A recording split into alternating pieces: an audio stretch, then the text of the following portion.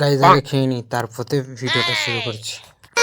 सारी उम्र मैं जो कर जा बढ़िया। আর হয়তো গাইজ তোমরা বলবে যে আমি এত খাওয়া দাওয়া কোথায় খাচ্ছি, কেন খাচ্ছি। তো গাইজ তো তোমাদের এই ভিডিওটা সব কিছু বলবো, তো ভিডিওটা শেষ পর্যন্ত দেখতে থাকো। তো চলো শেষ থেকে শুরু করা যাক।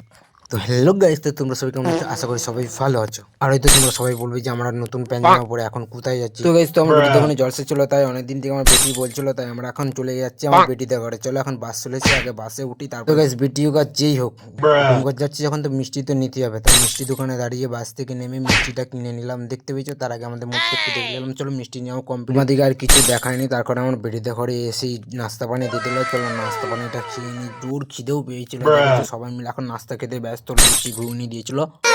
सारी उम्र मैं जो कर जा बढ़िया रे।